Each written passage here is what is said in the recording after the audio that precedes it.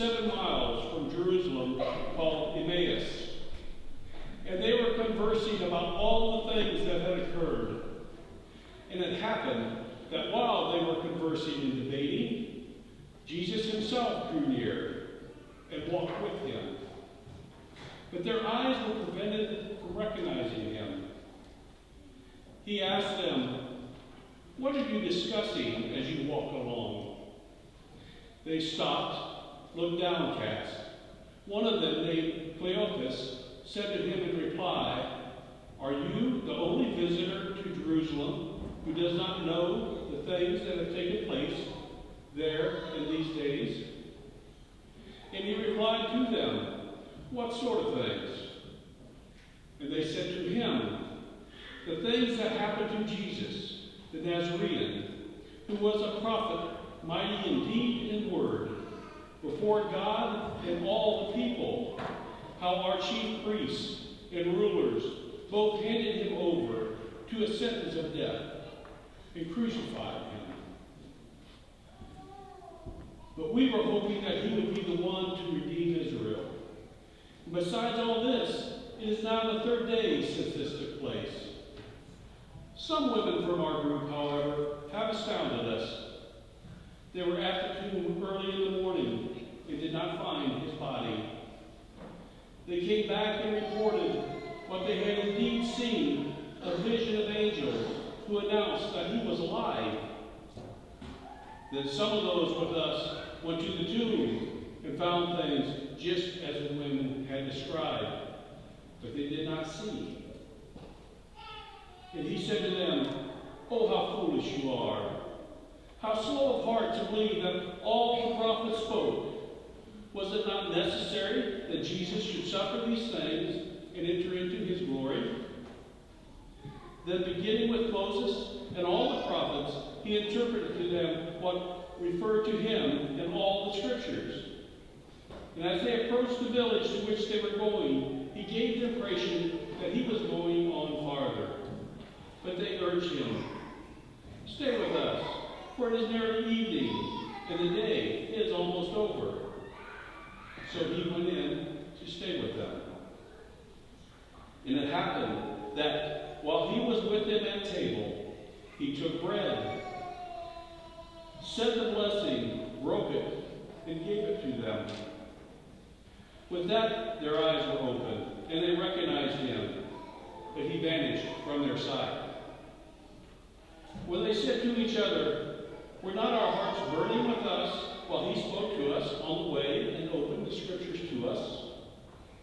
So they set out at once and returned to Jerusalem, where they found gathered together the 11 and those with them who were saying, "The Lord has truly been raised and has appeared to Simon." Then the two recounted what had taken place on the way, and how he had made known to them in the breaking of the bread. The Gospel of the Lord. Praise to you, Lord Jesus Christ.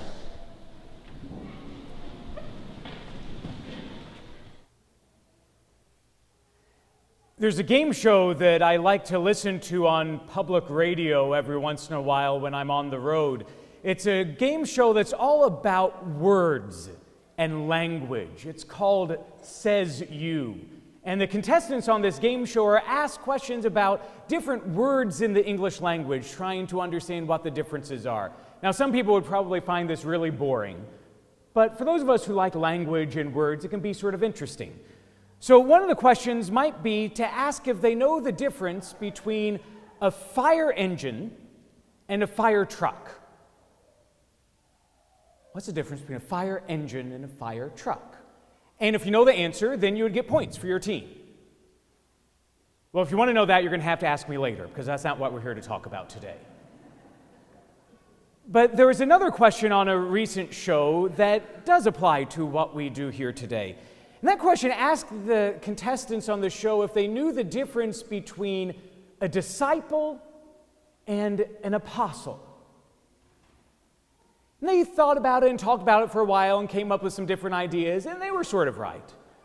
But first, I think that's a good question to think about. What's the difference between a disciple and an apostle? A disciple is a student, someone who listens to and learns from a teacher. But an apostle is a little different. An apostle is someone who is sent out on a mission, given a task to do something on behalf of someone else. So a disciple is a student who sits and listens and learns from a teacher, but an apostle goes out and is sent on a mission to proclaim the message, the good news that someone has asked them to share. Our gospel today, we start with a story that's about two disciples of Jesus. They've been listening to and learning from Jesus all while he was walking around Galilee and Jerusalem, learning what he had to say. They're disciples. But by the end of the story, they've become apostles. They were sent back to Jerusalem to tell people that Jesus was alive, that he is here with us, and that he has a message of good news to share with all the people who will listen. By the end of the story, these same two people are not just disciples, not just students, but they're also apostles. They were sent out on a mission to share the good news. But what I think is most important for us today is what happens in the middle. What helps them go from being disciples or students to also being apostles or missionaries. And what happens in the middle is the Eucharist. These two people who had walked along the road and heard the stories about Jesus, they sat down at the table.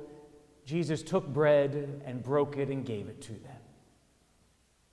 And it is there in the Eucharist that they are nourished and strengthened and given their commission to become apostles, to go and tell other people about Jesus, to spread the good news. Today, we celebrate the first communion for 10 children here. And it is a great day of celebration. For today, they will receive Jesus' body and blood, soul and divinity in the Eucharist for the first time.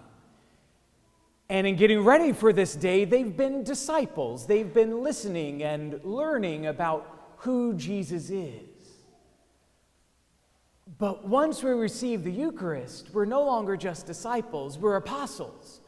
We're sent out back into the world, to our schools, our workplaces, our homes, wherever we might go, with the task of telling people about Jesus and showing people love, because Jesus has loved us, and treating people with respect and kindness, because that's the way God has treated us. And the best way to be able to do that, to be apostles or missionaries, to be able to love and serve the people we meet, is once we receive the Eucharist. Because Jesus Christ in communion gives us the strength that we need to become apostles, to share his good news, to show the world how much he loves each of us. That's why we need the Eucharist not just once, but week after week, Sunday after Sunday, month after month, year after year, for our whole lives. For you 10 children, today is your first communion, but the first of many communions for the rest of our lives. Because we need the strength of the sacrament. We need to encounter Jesus Christ week after week in order to be able to do what he wants us to do, to know what he wants us to know, to love the way he calls us to love. We cannot be apostles. We cannot really be the followers of Jesus we want to be without the regular nourishment of the Eucharist.